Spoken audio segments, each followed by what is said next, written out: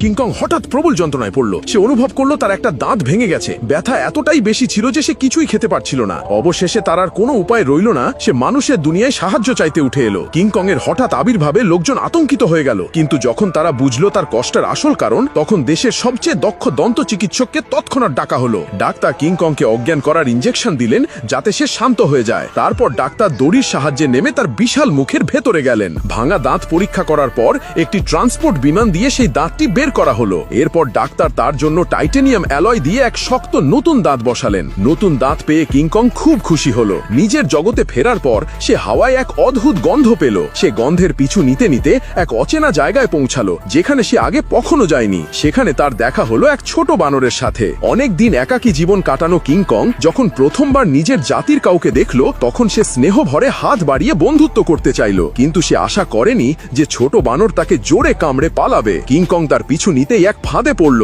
আর 3টে বানর মিলে তার উপর হামলা করলো। কিন্তু নিজের অসাধারণ শক্তি দিয়ে কিংকং দ্রুতই তাদের হারিয়ে দিল। ছোট বানর ধরা পড়ল, আর তাকে এখন কিংকংকে নিজের আস্তানায় নিয়ে যেতে হলো। পথে তারা এক হ্রদের কাছে এলো। সেখানে ছোট বানর হ্রদের বিশাল জলজ জীবকে দিয়ে কিংকংকে ক্ষতি করার চেষ্টা করলো, কিন্তু কিংকং আগেই বিপদ টের পেয়েছিল। সে সহজেই সেই বিশাল সাপকে হারিয়ে দিল। এরপর সে ছোট বানরের সাথে নিজের খাবার ভাগ করে নিল। কিংকং এর দয়া দেখে ছোট বানর প্রভাবিত হলো এবং তাকে নিজের সম্প্রদায়ের গ্রামে নিয়ে গেল। সেখানে পৌঁছে যে দৃশ্য সামনে এলো তা দেখে কিংকং হতবাক হয়ে গেল। সেখানে তার মতো আরো অনেক বানরকে বন্দী করে রাখা হয়েছিল, আর জোর করে তাদের দিয়ে ভারী পাথরের কাজ করানো হচ্ছিল। এই জায়গায় শাসন করত এক লাল চুলওয়ালা বিশাল বানর, স্কার কিং, যে ছিল এক নিষ্ঠুর স্বৈরাচারী। স্কার কিং যখন কিংকং এর নতুন স্টিলের দাঁত দেখলো, তখন ঠাট্টা করে হেসে তাকে যুদ্ধে ডাক দিল। তারপর শুরু হলো ভয়ঙ্কর লড়াই। স্কার কিং খুব দ্রুত আর ফুর্তিবাজ ছিল, কিন্তু কিংকং এর খাঁটি শক্তির সামনে টিকতে পারল না। হারতে বসে স্কার কিং তার সবচেয়ে ভয়ঙ্কর অস্ত্র ডেকে আনলো,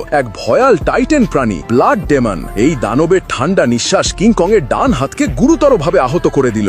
এমন কঠিন সময়ে ছোট বানর সাহায্যের জন্য এগিয়ে এলো এবং কিংকংকে পালাতে সাহায্য করলো। যদিও তাদের পেছনে স্কার কিং এর সৈন্যরা ধাওয়া করলো, কিন্তু ছোট বানর কিংকং এর আগে থেকে পাতানো এক ফাঁদ সক্রিয় করে দিল, আর সেইভাবেই তারা তাড়া করা শত্রুদের হাত থেকে বাঁচল।